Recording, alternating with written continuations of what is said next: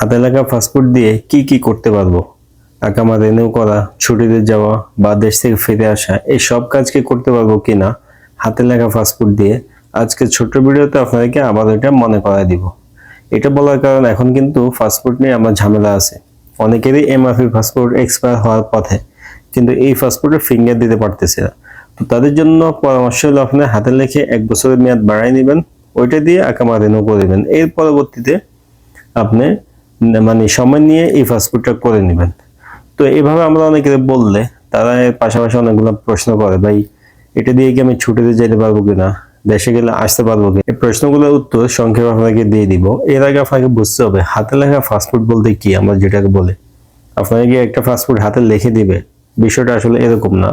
বিষয়টা হইলো এমআরপি পাসপোর্টের যখন মেয়াদ শেষ হয়ে যায়, তখন আমরা যখন এমবাসিতে যাই, যখন যাই বলতে আমাদের প্রয়োজন হলে আমরা যদি এমবাসিতে যাই, তারা আমাদের পাসপোর্টে এমবাসির সত্যায়িত সিল সিগনেচারের মাধ্যমে 1 বছরের মেয়াদ বাড়ায় দিবে, 1 বছরের ডেট দিবে। পরবর্তীতে ওই ডেটটা আমি মালুমাত করতে হবে, যাওয়ার সিস্টেমে মালুমাত করলে আমার আপসিরে 1 বছরের মেয়াদ দেখাবে।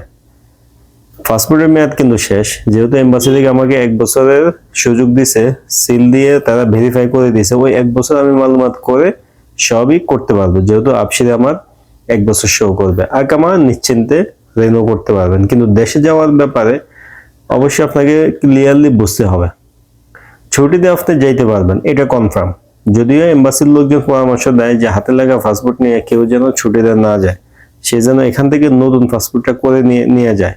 কিন্তু চাইলে আপনি ছুটিতে যাইতে পারবেন, ছুটি আপনার লাগবে কনফার্ম। কারণ কি 90 দিনের বেশি পাসপোর্টের মেয়াদ আপসিরে দেখা গেলেই ছুটি লাগবে। এখন কি এটা হাতে লেখা নাকি পাসপোর্টের মেয়াদ, এগুলা দেখবে না সিস্টেম দেখবে মেয়াদ আছে কি নেই। তো সেক্ষেত্রে আপনি ছুটিতে যাইতে পারবেন, কিন্তু গেলে আপনাকে কয়েকটা বিষয় মাথায় রেখে এরপর যাওয়া লাগবে। প্রথম বিষয় কি, আপনার যে বর্তমান পাসপোর্ট আছে, এই পাসপোর্টের সাথে আপনার এনআইডি কার্ডের 100 মিল আছে কি না। কেন এনআইডি কার্ড মিল থাকতে হবে? কারণ আপনি দেশে গেলে নতুন পাসপোর্ট করতে হবে বাধ্যতামূলক। 100% শিওর আপনাকে নতুন পাসপোর্ট করতে হবে। আপনি পুরাতন পাসপোর্ট নিয়ে, হাতে লেখা যে পাসপোর্ট, ওটা নিয়ে সৌদি আরব আবার ফেরত আসতে পারবেন না। হাতে লেখা পাসপোর্ট নিয়ে দেশে যাওয়া যায় ছুটিতে, কিন্তু আসা যায় না। আসতে গেলে আপনাকে নতুন পাসপোর্ট করে আসতে হবে। এখন বাংলাদেশে তো নিবন্ধন দিয়ে পাসপোর্ট দিবে না, সৌদি আরব আপনাকে দিতেছে, কিন্তু বাংলাদেশে এটা শুরু থেকে বন্ধ আছে। বাংলাদেশে এই পাসপোর্ট করতে গেলে বাধ্যতামূলক এনআইডি লাগবে।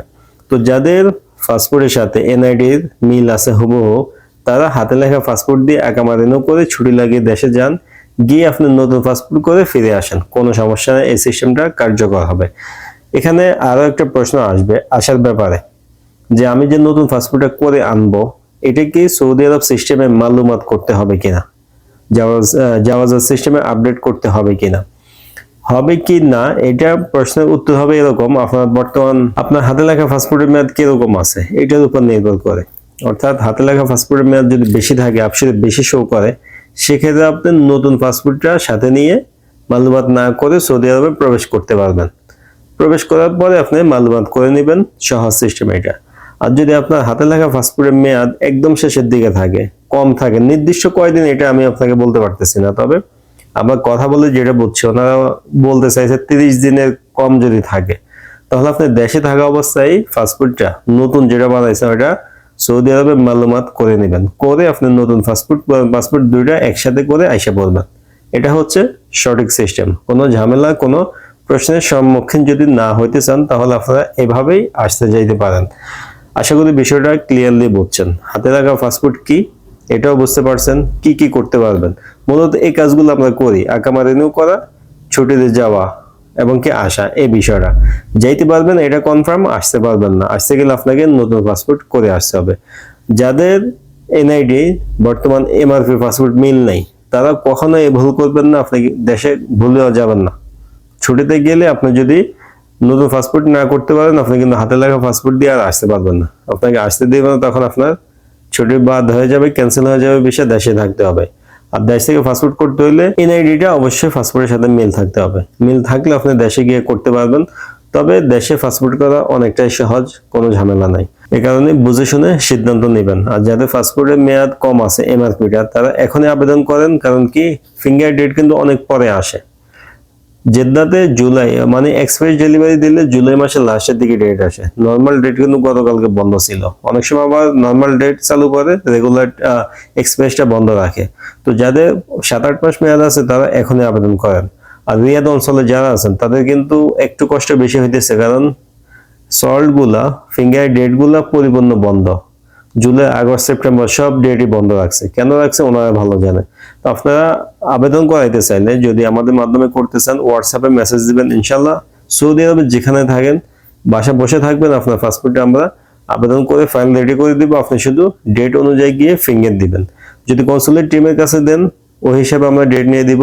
এমবাসি বা কনসুলেটে গেলে জেদ্দাতে ওই হিসাবে আমরা ডেট নিয়ে দিতে পারবো, সমস্যা নাই।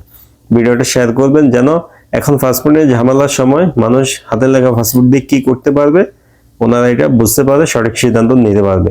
ভিডিও ভালো লাগলে লাইক দিবেন। এই ধরনের ভিডিও আরো পাওয়ার জন্য চ্যানেলে সাবস্ক্রাইব করে রাখবেন।